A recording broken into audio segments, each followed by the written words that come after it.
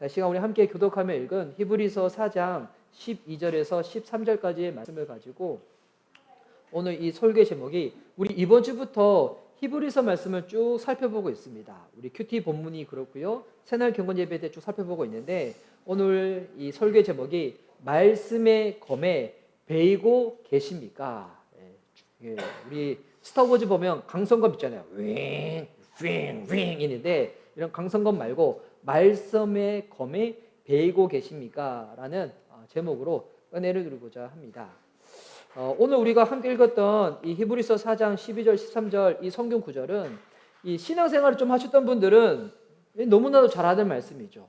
여러분 아마 어렸을 때 주일학교에서 이 말씀 한 번씩 다 암송해 보셨을 거예요.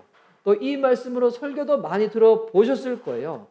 그래서 많은 분들이 이 성경 구절을 암송을 많이 하고 계신데, 근데 대부분 분들이 이 말씀을 암송하고 이 구절에 대해서 이해를 할 때 어떻게 이해를 하냐면 히브리서 4장 12절 13절만 딱 띄워놓고 그냥 봐요. 딱 띄워놓고 보는데, 그러다 보니까 막상 이 성경 구절이 어떤 의미를 가지고 있는지에 대해서는 의외로 많이 모르세요. 의외로 많이 모르고 그냥 뭐 하나님 말씀이 뭐 칼 같은 건가? 검 같은 건가? 이 정도로만 이해하지 이게 앞부분에서 어떠한 맥락 가운데 이렇게 나오는지에 대해서 많은 분들한테 물어보면 대부분 잘 모르세요. 근데 우리가 성경을 볼 때 이게 정말 중요한 부분인데, 이 가장 중요한 부분이 이 말씀을 이 저자의 의도를 제대로 파악해서 아는 게 너무나 중요하거든요. 아까 우리 이제 세 가지 성경부 오늘 이렇게 준우 형제님이랑 오늘 마지막 이제 그 시간을 가졌었는데, 그때도 제가 잠깐 그런 얘기를 나눴어요. 한국 교회가 왜 이렇게 수준이 조금 떨어질까? 뭐 한국 교회 수준이 떨어진다는 것은 교인들이 적은 건 아니에요. 뭐 한국 교회 큰 교회도 많이 있죠. 그리고 성도도 많은 교회들 많이 있는데, 그런데 전체적으로 이 신앙의 수준을 봤었을 때는 좀 많이 떨어지거든요. 그리고 어떤 부분에서는 참 비상식적이고 건강하지 못한 부분도 많이 있죠. 근데 여러분 왜 그렇다고 생각하시나요? 한국 교회가 정체기를 지나서 침체기를 지나서 지금은 어떤 시기라고 말하고 있냐면 혐오기의 시기래요. 교회하면 믿지 않으신 분들이 혐오하는 시대. 그렇다고 해서 아직까지 한국의 교회가 적은 게 아니잖아요. 성도들이 없는 것도 아니잖아요. 뭐 어떻게 하다가 한국 교회가 자꾸 이렇게 수준이 좀 약화돼 버리고 질이 떨어져 버리게 됐을까요? 그 이유를 뭐 각자 여러 이유에서 찾을 수 있겠지만 저는 어떻게 보냐면 이유는 가장 근본적인 데 있습니다. 뭐냐면 성경을 바르게 해석하고 가르쳐 주지 않아서 그래요. 그러니까 의외로 성도님들이 신앙생활을 오래 했는데 성경 의외로 잘 몰라요. 이게 참 이게 문제거든요. 성경을 잘 몰라요. 그래서 신앙생활을 오래 했는데 성경에 나와 있는 그 단어가 인물을 말하고 있는 건지 지명을 얘기하는 건지 잘 모르고 스토리도 잘 모르고 더 나아가서는 이 본문이 어떤 의미가 있는 건지, 그리고 가장 중요한 문제는 뭐냐면 복음을 몰라요. 진짜 복음을 몰라요. 무엇이 복음적인 것이고 무엇이 세상적인 것인지 성도들이 잘 몰라요. 그러다 보니까 이 성도들이 교회 안에서 이렇게 조직을 짜고 신앙생활을 할 때 가장 익숙한 게 뭐겠습니까? 세상적인 방법이고 그런 경영, 심리적인 방법이다 보니까 그것을 되게 착용해서 교회 안에 많이 가져오거든요. 그러니까 복음적이지 않고 교회라는 울타리 내에서도 이 세속적이고 세상적인 게 너무나 많이 있는 거예요. 지금 우리 많이 이단들 욕하잖아요. 뭐 대표적으로 신천지 많이 욕하는데, 신천지 욕하면서 우리는 되게 신천지의 뭐 포교 방법이나 신앙 행태를 보면서 욕을 하죠. 저렇게 하면 안 된다고, 저렇게 가정을 파괴하면 안 된다고. 근데 여러분 아무리 그거 비난해도 신천지가 그렇다고 해서 사라질까요? 저는 안 사라진다 생각해요. 여러분 그렇게 해서 신천지 사라지지 않습니다. 다른 이단들 사라지지 않습니다. 여러분 신천지에 있어서 가장 큰 문제가 뭔지 아시나요? 신천지의 가장 큰 문제는 그들이 성경을 해석하는 방법이에요. 그 해석하는 방법을 성도들이 세뇌를 당했기 때문에, 그렇게밖에 성경을 보지 못하기 때문에 주변에서 아무리 공격을 해도 그들이 해석하는 그 방법을 확실히 믿고 있다 보니까 어떻게 되는가? 안 사라져요. 오히려 주변에서 욕하잖아요. 뭐라 이해한지 알아요? 본인들이 진리를 사수하기 때문에 핍박받는다고 생각해요. 진짜 대부분 그렇게 생각해요. 신천지 만나서 아무리 욕해도 그들 돌아오지 않습니다. 오히려 더 그들은 더 강해져요. 어떻게 해야지 신천지가 약해지고 거기 있는 성도들을 뉘우칠 수 있는 것인가? 그들의 성경 해석 방법이 왜 잘못됐는지, 무엇이 잘못됐는지를 알려주는 거예요. 신천지 대부분 성경 어떻게 해석하나요? 문맥과 상관없이 성경에 쭉 흐르고 있는 이 성경의 통정적인 흐름이 있거든요. 그 흐름과 상관없이 어떻게 하냐면 그 맥락과 상관없이 그 부분만 딱 떼어놓은 거예요. 단어든지 문장이든지 딱 떼어가지고 본인들이 주장하고 싶은 그 주제를 먼저 딱 놓고 이 주제에 맞게끔 단어들을 조합해가지고 해석을 비유적으로 해버리는 거예요. 그렇게 해버리니까 결론이 날 수밖에 없는 거예요. 진짜 이만희가 보혜사 성령이구나. 그들이 그걸 확실히 믿거든요. 근데 대부분 그 신천지 넘어가는 분들이 또 기존 성도들이잖아요. 여러분 이게 무슨 문제일까요? 기존 성도들이 성경을 제대로 배워보지 못했다는 거예요. 이거 진짜 심각한 문제예요. 진짜 성경을 제대로 알지 못하다 보니까 그렇게 되는 건데, 근데 우리가 이런 성경의 해석 방법을 얻고 신천지를 욕하지만, 근데 우리도 솔직히 스스로를 바라보면 한국 교회도 어떤 부분에서는 성경을 보고 해석할 때 그렇게 할 때가 있거든요. 전체적인 문맥과 상관없이 본인들이 보고 싶은 것만 보는 거야. 본인들이 보고 싶은 주제만 딱딱딱 띄워가지고 다 보는 거예요. 그러니까 막상 성경을 읽고 해석하는 걸 보면 전혀 보니까 엉뚱한 게 나오는 거예요. 물론 초신자 때 몇 번 그러는 거야 이해할 수 있겠지만 그것이 계속 반복되어진다. 교회 다니는 횟수는 많이 있는데 계속 그렇게만 된다. 문제가 심각한 거죠. 오늘 이게 자꾸 이렇게 얘기가 언급해서 좀 그런데, 오늘 제가 이제 세가 성경부 다 끝나고 난 다음에 어땠는지 한번 여쭈어봤어요. 피드백을 받으면서. 그러면서 성경을 읽는데 요즘 성경 많이들 읽고 계시잖아요. 요즘 보니까 진짜 불이 붙은 것 같아요.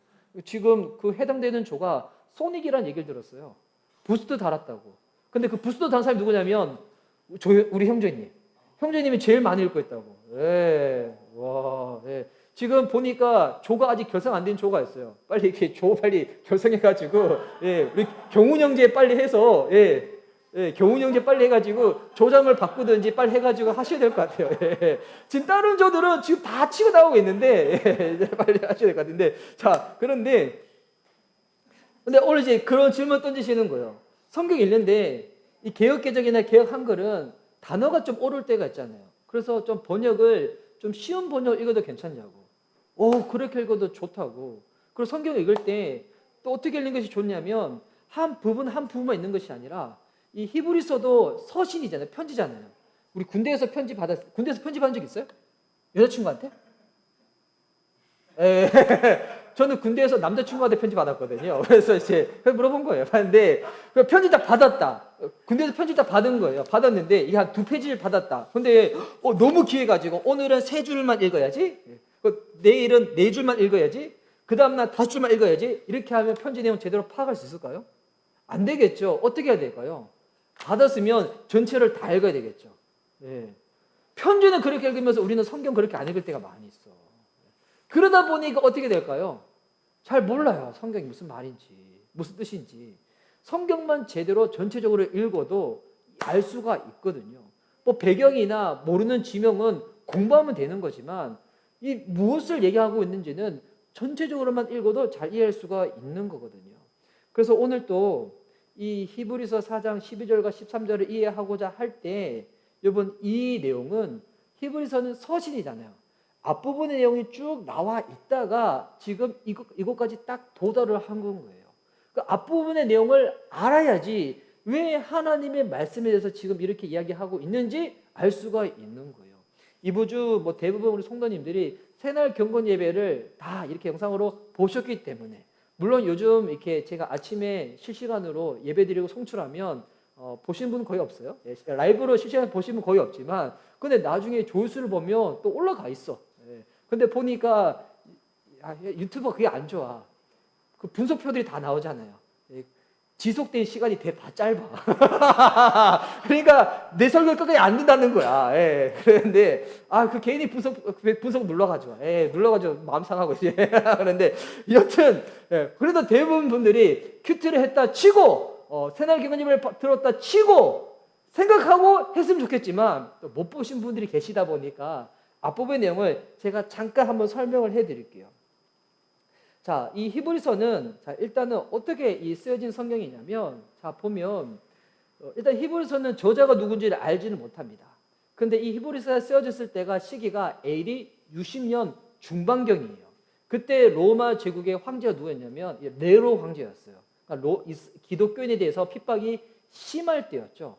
그때 이제 많이 회유가 있었어요. 그리스도인들한테. 그렇게 힘들게 굳이 예수님 믿어야 되냐? 너 그렇게 예수님 계속 믿다가 너 생활하는 거 너 힘들어진다. 너 계속 예수님 믿다가 지금 이 시대에는 그리스도인들을 더 힘들게 하기 때문에 너는 영업도 못할 거고 카메라도 못 찍을 거고 회사 일도 못할 거고 학생들 가르치도 못할 거다. 너 예수님 믿으면 그런 어려움이 올 거다. 너 예수님 믿지 말고 그냥 성당 다녀.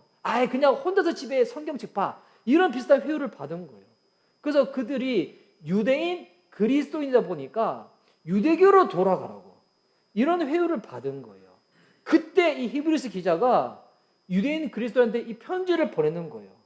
신앙에 있어서 후퇴는 없다. 주님과 더불어 전진해야 된다. 나아가야 된다. 핍박이더라도 주님이 우리에게 허락하신 그 구원의 감격을 가지고 주님을 놓지 말라.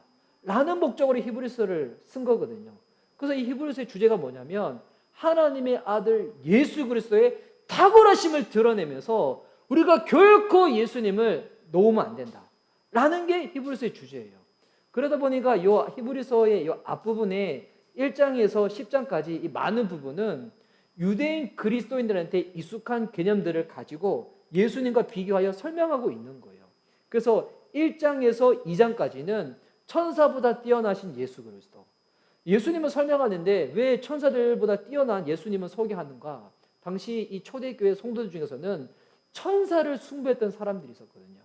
영적인 존재다 보니까. 근데 이 천사는 섬기는 영이지 숭배할 대상은 아니잖아요. 이게 비교하는 거예요. 그래서 이 천사들과 비교하며 이에 대해서 딱 나와 있는 구절이 1장 14절 말씀인데요. 우리 밑에도 나와 있으니까 우리 함께 한번 읽도록 하겠습니다. 1장 14절 말씀 시작. 모든 천사들은 섬기는 영으로서 구원받을 상속자들을 위하여 섬기라고 보내심이 아니냐. 자, 천사들에 대해서 성경 구절 중에서 제일 분명하게 설명하고 있는 구절 중에 하나입니다. 천사는 뭐라고요? 숭배 대상이 아니에요. 요즘 미디어들은 천사를 자꾸 숭배케 만들잖아요. 이게 질서가 오그러지는 거야. 천사들은 섬기는 영이라는 겁니다. 누구를 또 섬겨요? 하나님도 섬기지만 더불어 구속받는 상속자들 누굴까요? 예수님 있는 그리스도인. 그리스도인들을 위하여 섬기는 존재가 천사라는 거예요. 이걸 쭉 설명하고 있는 거예요. 자, 그리고 난 다음에 그러면 이 예수님은 도대체 누구신가? 이에 대해서 또 2장 10절에서 또 분명히 언급을 하고 있습니다. 2장 10절 말씀 우리 함께 읽도록하겠습니다. 자, 시작. 그러므로 만물이 그를 위하고 또한 그로 말미암은 이가 많은 아들들을 이끌어 영광에 들어가게 하신 이래 그들의 구원의 창시자를 고난을 통하여 온전하게 하심이 합당하도다.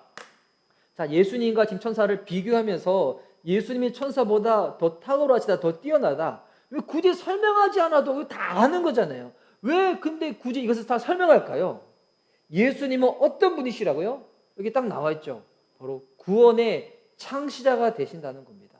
구원의 창시자. 예수님을 통하여 우리가 구원을 받고요. 예수님을 통하여 우리가 구원으로 날마다 나아가고요. 예수님을 통하여 이 구원이 완성되어진다는 것입니다. 여러분 이거를 설명하고 있는 거예요. 그래서 천사는 누구라고요? 하나님도 섬기지만 바로 구원받는 우리들을 섬기는 존재로 하나님이 보내신다는 겁니다. 요즘 그래서 이 미디어들을 잘 봐야 돼요. 미디어들 중에서 자꾸 천사들을 자꾸 너무 이상하게 높이는 사람들이 있어. 뭐 이렇게 떠벌리고 막 하는데 여러분 천사를 그렇게 떠벌리는 것이 아니라 누구를 높여야 될까요? 예수님을 높여야 될 줄 믿습니다. 그래서 이 내용이 1장과 2장에 나와 있는 딱 내용인 거예요. 자, 그래서 예수님은 어떤 분이시다? 우리들에게 구원의 창시자가 되시는 분. 자, 이것을 설명하고 난 다음에 이제 3장에서는 무엇을 설명하냐면 모세보다 뛰어나신 예수님을 설명하는 겁니다. 모세보다 뛰어나신 예수님.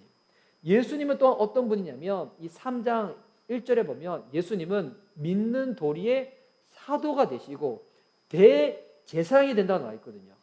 사도가 되시고 대제사장이 되신다. 지금 제가 이거 설명하는데 우리 이제 계신 분들의 표정을 보니까 전혀 새날 경건 예배를 듣지 않으셨다는 표정으로 반응하셔가지고 이거 이번 주에 계속 설명했는데 괜찮아요. 뭐 새날 경건 예배 제가 주님 앞에서 예배 성공하면 되죠.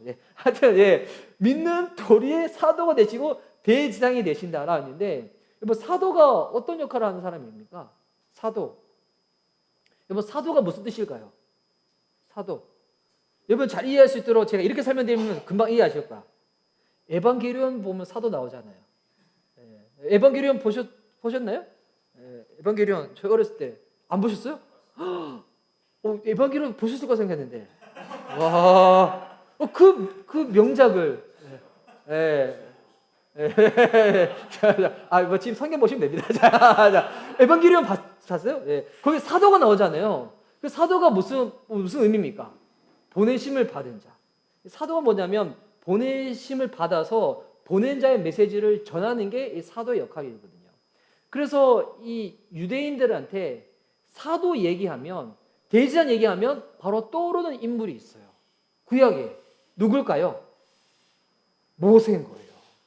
하나님이 모세를 통하여 출애굽할 때 하나님의 메시지를 전하고 또한 하나님과 인간을 중보하고 중재하는 그 역할이 대제사장이거든요. 그 역할을 감당했던 게 모세였거든요. 그래서 이 모세와 예수님을 딱 비교를 하면서 모세보다 훨씬 더 뛰어나신 분이 누군가? 예수님이다. 이거를 딱 설명하는 거예요. 근데 여기서 우리가 이런 의미를 가져봐야 돼요. 예수님이 모세보다 탁월한 거 이미 우리 다 아는데 굳이 그것을 왜 설명을 하는 것일까? 이 생각을 해봐야 되는 거예요. 왜 굳이 예수님이 다른 인물들하고도 비교할 수 있는데 굳이 모세랑 비교를 할까? 여러분 이 생각을 해봐야 되는데 여러분 하나님이 모세를 통하여 이루시고자 했던 궁극적인 최종 목표가 무엇일까요? 여기 우리 형제님들 많이 나와 있는데 진짜 한번 질문 던져봅시다. 하나님이 모세를 이스라엘 백성한테 보내셨잖아요. 모세를 통하여 궁극적인 최종 목표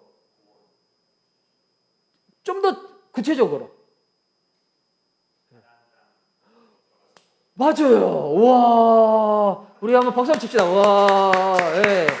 지금 영상으로 들으시는 분들은 지금 잘 모르시다 보니까 혹여나 지성자매님이 들을 수 있으니까 준우 형제님이 맞췄습니다. 이 얘기 하자마자 한 사람 또 나갔어. 와, 네. 자, 근데 준우 형제님이 맞추셨는데, 예. 많은 분들이 이 얘기하면 그렇게 생각해요. 홍해 거르는 거예요. 그거는 시작이고 궁극적인 최종 목표는 뭐냐면 가나안 땅에 들어가는 거거든요.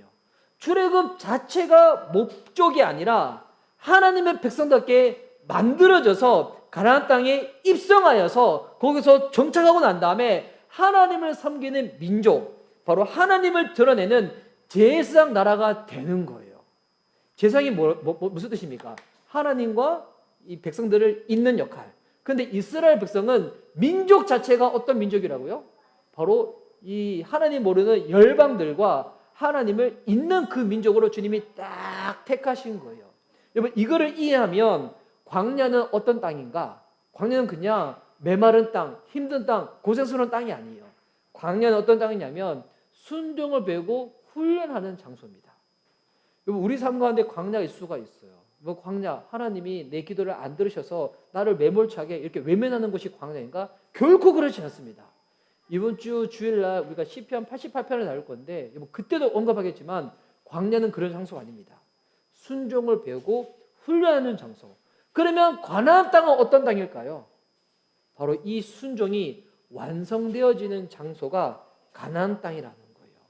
자, 그러면 순종을 배우고 순종의 완성으로 말미암아서 무엇이 이루어지는 것인가? 이게 중요한 거예요. 하나님이 모세랑 이 히브리서 기자가 예수님과 모세를 비교하면서 여기서 중요하게 드러낸 단어가 있어요. 순종의 완성으로 이루어지는 것. 이게 뭐냐면 오늘 새날 경건 예배 때 나누었던 내용인데 바로 안식입니다. 안식. 많은 분들이 안식하면 안식 어떻게 생각하세요? 쉬는 걸로 생각하잖아요. 아무것도 안 하고 쉬는 거. 물론 안식 안에 이 쉼이라는 개념도 아예 없는 건 아니지만 여러분 근데 쉰다는 것 자체가 안식의 의미가 아니에요. 안식의 진정한 의미는 하나님의 온전한 다스림을 인정하고 그분께 모든 것을 믿고 맡김으로 순종하는 자가 누리는 하나님 주시는 평안이 안식인 거예요. 그냥 쉬는 게 아니라 하나님을 믿기 때문에 주님께 맡기는 자들이 순종하는 거잖아요. 그때 주어지는 이 평안이 안식이라는 것입니다.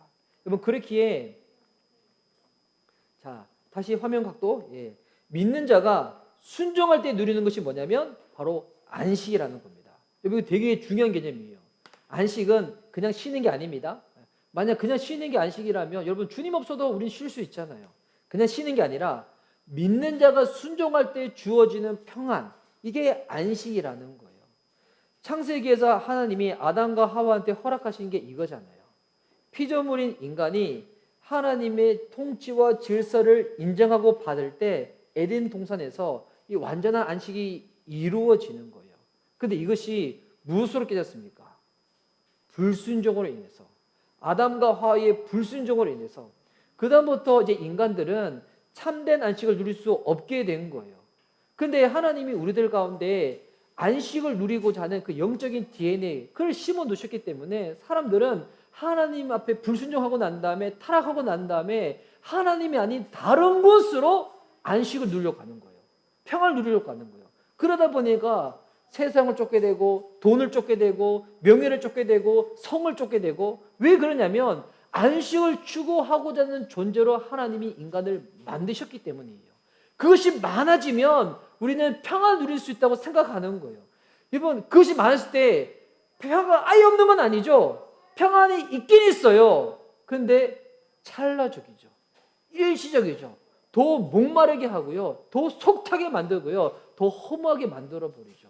더 갈망하게 만드는 거예요. 그래서 계속해서 갈망하다가 아무것도 붙잡을 수 못하고 죽어버리게 되는 겁니다.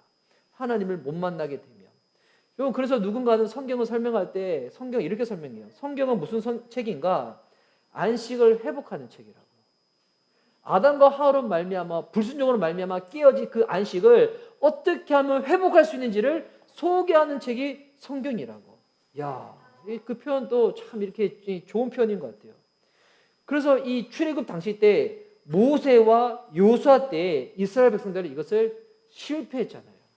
불순종함으로 말미암아 광야 땅에서도 불순종했었고 요수아와 더불어서 가나안 땅에 들어가고 난 다음에도 하나님 말씀을 믿음으로 반응하지 못했고 불순종했죠.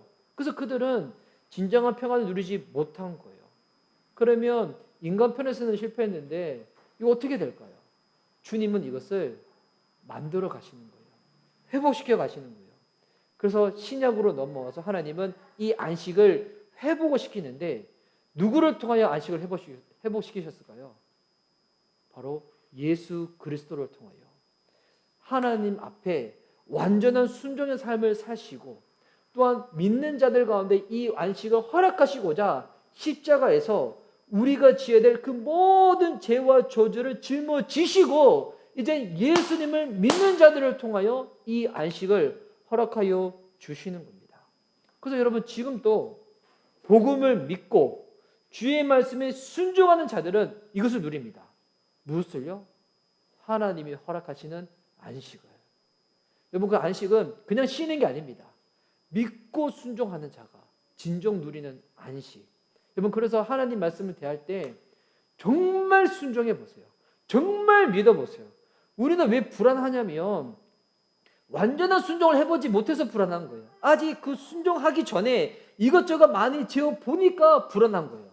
여러분 세상에서 그러잖아요. 세상에서도 제일 무서운 사람이 어떤 사람인지 알아요? 내일이 없는 사람. 그냥 죽음을 각오한 사람. 이 사람은 무서울 게 없어. 내일이 없기 때문에 오늘 이렇게 하다 죽어도 상관없는 거야. 그러다 막 돌진하는 거잖아요. 무대포로. 근데 여러분 진짜 하나님 앞에 믿고 맡기고 순종해 보십시오. 그때 오는 평안이 있어요. 하나님 허락하신 평안이 있거든요. 왜 우리가 이 진정한 평안을 누리지 못하는가? 계속 주저되고 불순종하다 보니까 평안, 안식을 누리지 못하는 것입니다. 자, 그러면 이 안식이 믿음으로 순종으로 이루어지는 것이다. 여러분, 무엇을 믿는 걸까요? 무엇을? 나의 신념? 나의 사상? 내가 생각하는 것들? 이걸 믿는 게 아니죠. 우리가 믿는다고 할 때는 분명한 매개체가 있는 거잖아요. 여러분, 이 매개체가 뭐가 있습니까? 바로 말씀인 거예요.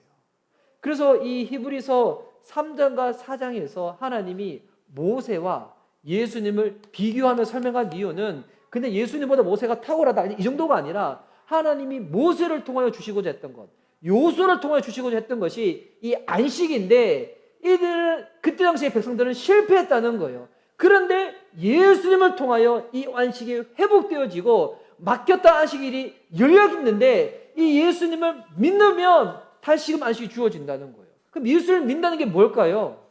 그냥 교회 출석하는 거? 그냥 교회에서 그냥 목사님들이 시킨 대로 그냥 잘 따라가는 거? 이게 아니잖아요. 그렇다고 해서 제가 이렇게 권면하는 거 하지 말라 이렇게 또 생각하시면 안 돼요. 머리는 그렇게 쓰면 안 돼요. 머리는 빠지라고 있는 게 아니라 그렇게 쓰면 안 되는 거예요. 여러분, 그럼 예수님 믿는 게 뭐겠습니까?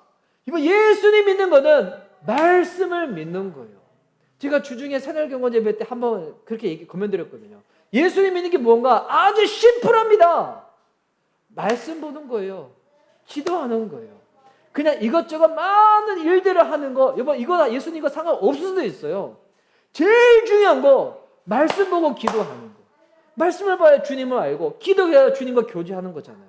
이거 놓치면 여러분, 말짱깡입니다. 말짱깡. 그래서 믿고 순종할 때 안식이 주어지다 보니 이 매개체가 말씀인 겁니다.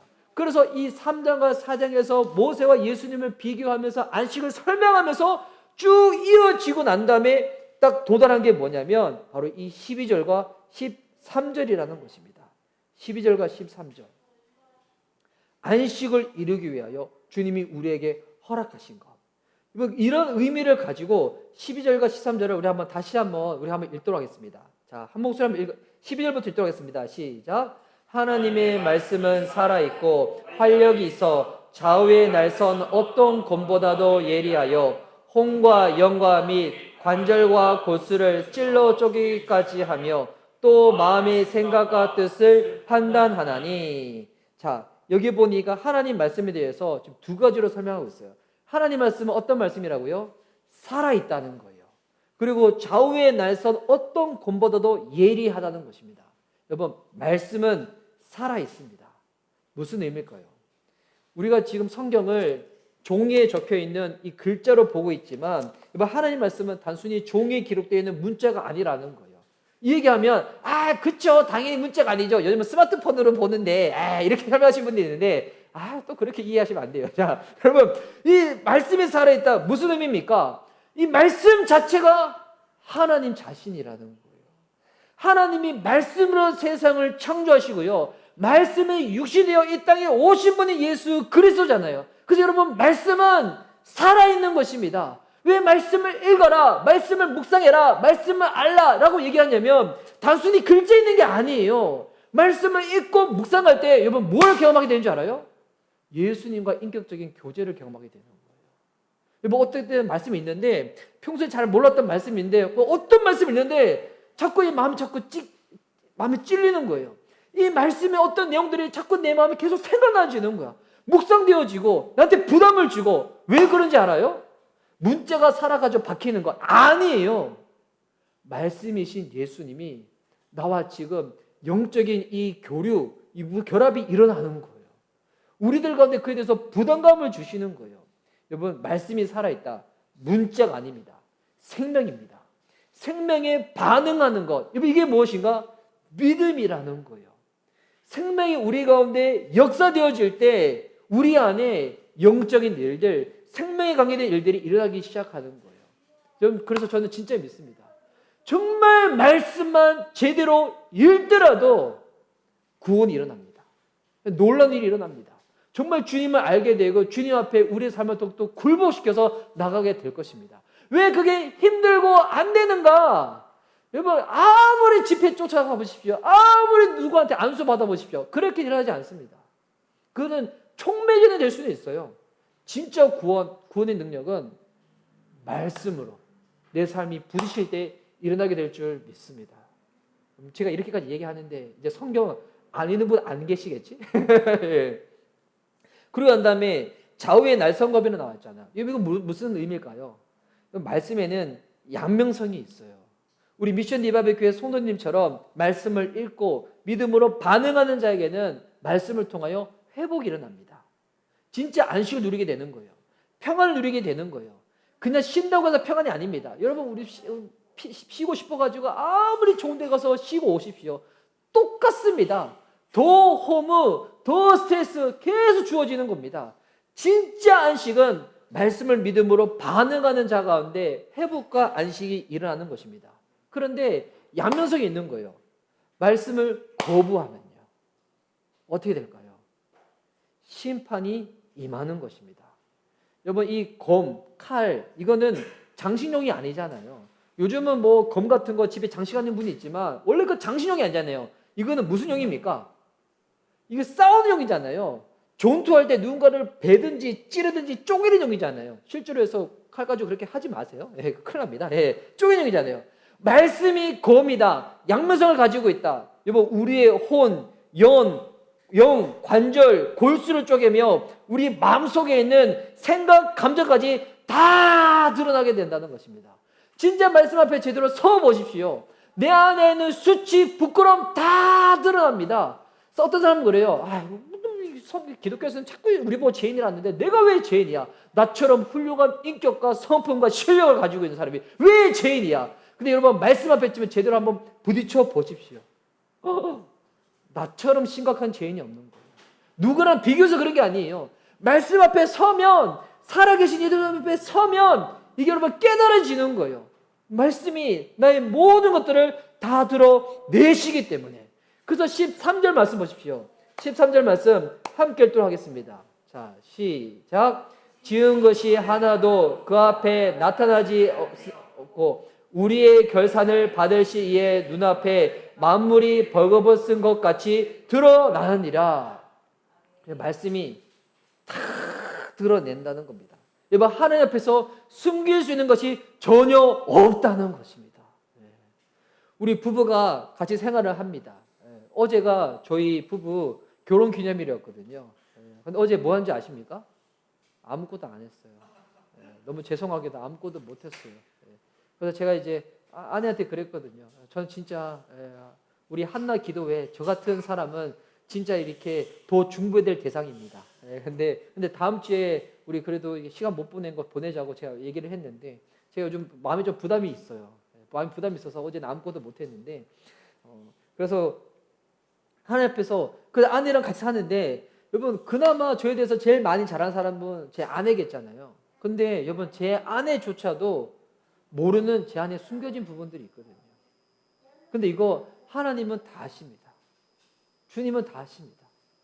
내가 얼마나 연약하고 허물 많고 죄된 존재인지 주님은 다 아십니다.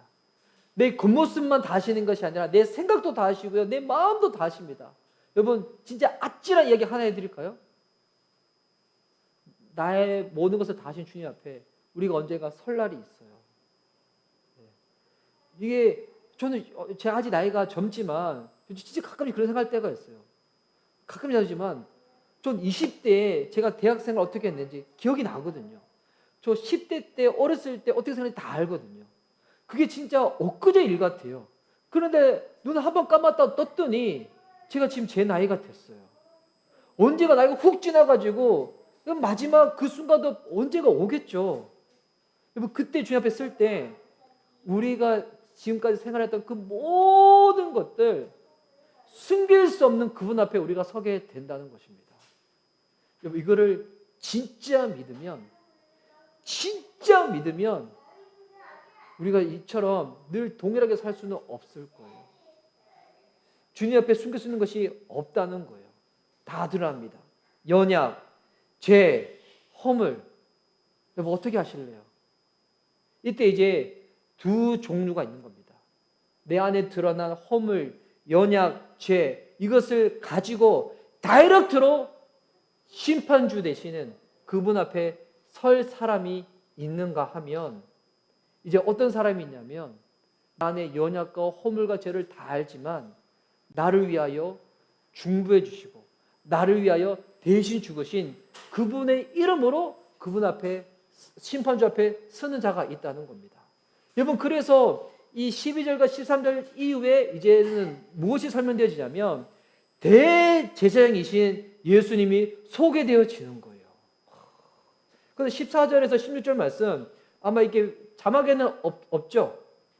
예, 있나요? 야, 우리 14절, 15절, 14절에서 16절 오늘 본문 아니지만 여러분 이게 진짜 우리한테 큰 소망이 되는 겁니다. 이 14절과 16절 말씀을 한번 쭉 한번 읽도록 하겠습니다.